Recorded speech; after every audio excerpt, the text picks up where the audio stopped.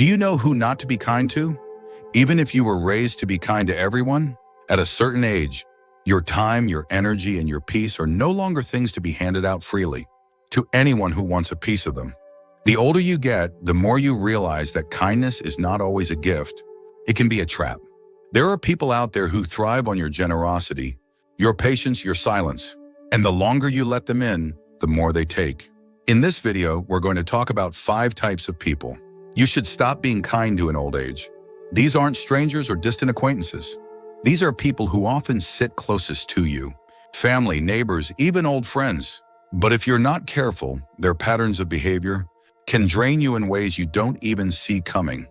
By the end of this video, you'll know exactly who to watch out for, why their presence wears you down, and how to protect your emotional health without guilt or apology. Because your later years aren't for fixing people. They're for protecting what's left of your peace. Let's get started. Number 1, Gloria won't say no. But over time, she began to realize something. When her own birthday came around, the phone stayed quiet. When she was sick for a week, no one dropped off soup or even sent a message. That's when it hit her. The relationships weren't mutual. She was the giver, always, and the giving never came back. There's a strange guilt we carry when we consider pulling back from people like this, especially if they're family. We tell ourselves that being needed is a good thing, that saying no is selfish, that maybe next time they'll notice how much we do. But here's the truth. If someone only values you when you're useful, then they don't really value you at all. You're not a person to them. You're a service. And the older you get, the more dangerous that becomes. Because your resources, your time, your energy, even your physical strength are not unlimited anymore. And giving them to someone who only takes is like pouring water into a cup with a hole at the bottom. You're allowed to say no without explanation. You're allowed to set boundaries. You're allowed to protect what little quiet and strength you still have for people who truly care. And if someone walks away because you stop saying yes every time, that tells you everything you need to know. You were never loved, you were just convenient. Don't let kindness become a burden. Don't let generosity become a chain. Because in these years, every moment you give should be one that feeds you back in return. Number 2, the chronic critic. There's a special kind of weariness that comes from spending time with someone who always points out what's wrong. With your clothes, with your choices, with your past. These people don't shout or curse, but their words sting just the same because they're delivered in small, steady doses. And over time, they wear you down. Picture someone like Raymond, 82, who visits his cousin every Sunday. He brings fresh bread, checks in on the house, tries to stay connected. And every time his cousin finds something to criticize, your hair looks different. Why'd you sell that old chair? You always take things too personally. At first, Raymond smiled through it, told himself it was harmless. But after years of those visits, he started feeling smaller, doubted his choices more, lost the joy he once felt walking up to that porch. The danger of chronic criticism isn't in the words themselves. It's in the slow erosion of your self-trust. These people mask their cruelty as concern. They say they're just being honest, just helping you improve. But what they're really doing is chipping away at your peace, one comment at a time. And when you let that go unchecked, something inside you starts to shrink. You stop sharing. You stop trying new things. You brace yourself before every conversation, wondering what they'll pick apart next. At this age, you've earned the right to feel safe in your own skin. You don't need to be perfect. You don't need to please. You don't need to explain why you like what you like or live how you live.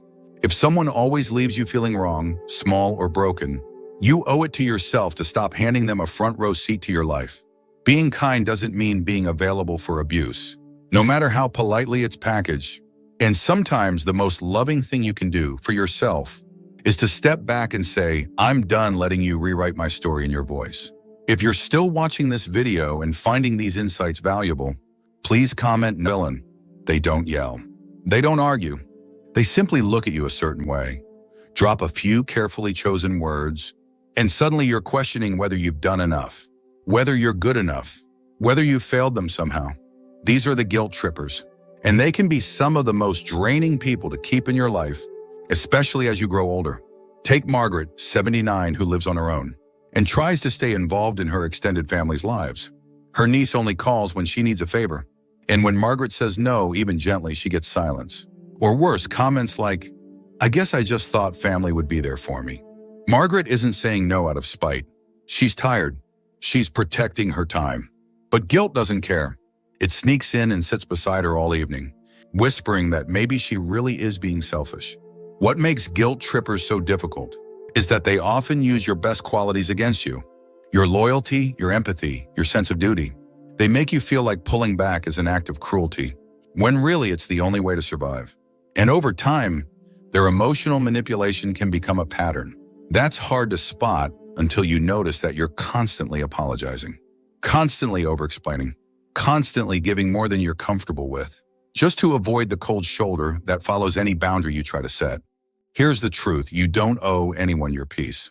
You don't have to explain every no. You don't have to trade your comfort for their temporary approval. If someone can't love you, unless you're bending over backwards for them, that's not love. That's leverage. And you're not a tool. You're not a caretaker of someone else's emotional wounds just because you're older and have more time. Your heart isn't a doormat. And guilt should never be the price you pay for saying what you need. The next time someone tries to guilt you for drawing a line, let that be your signal, not to bend, but to step even further back. Because peace isn't something you ask for. It's something you protect. Number 4, the secret competitor. Not every enemy shows their face. Some wear a smile, offer kind words, and even pretend to cheer you on. But underneath, there's something else brewing. A quiet, persistent competition. These are the secret competitors. People who don't just want to succeed, but want to make sure you don't shine too brightly beside them. You might know someone like Helen, 76, who joined a local art class after years of putting her creativity on hold. She was nervous but proud of herself for stepping out again. Her longtime friend Judy joined too, saying she wanted to support her. But week after week, Judy would find subtle ways to undercut her. "Your piece is interesting, very bold for your age." Or, "I love how carefree yours looks." I guess technique isn't everything. On the surface, it was friendly. But to Helen, it chipped away at her confidence, until she started wondering whether she belonged there at all. Secret competitors don't attack directly. They use comparison like a scalpel, quiet, sharp, and hard to trace. They always seem to have a slightly better story, a more exciting trip, a bigger compliment from someone you both know. And when you're around them, you never feel fully celebrated, just tolerated, or worse, minimized. The danger here isn't just what they say, it's how it makes you shrink. You stop sharing your wins. You second-guess your growth. You learn to dim your light so theirs feels brighter. And that's not friendship. That's rivalry disguised as closeness. In older age, you don't need to compete with anyone. You've survived too much, lost too much, and built too much to waste energy on comparisons that don't serve you. If someone around you can't clap when you win, or can only clap louder when they've outdone you, step back. You deserve to be around people who feel like a warm fire, not a cold scoreboard. Real friends lift you and celebrate you, inspire you to keep going, not make you question why you started. And the older you get, the more precious that kind of support becomes.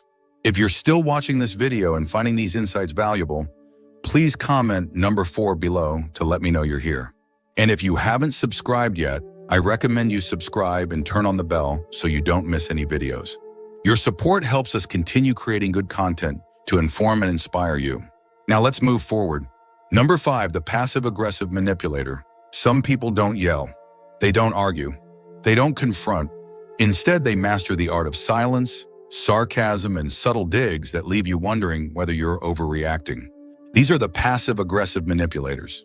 And they are especially dangerous in older age because their behavior can slip under your radar while quietly exhausting your spirit.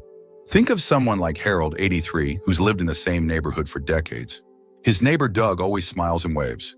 But when Harold brings up needing help with something small, like moving a planter or lifting a heavy box, Doug chuckles and says things like, "Guess you're finally slowing down, huh?"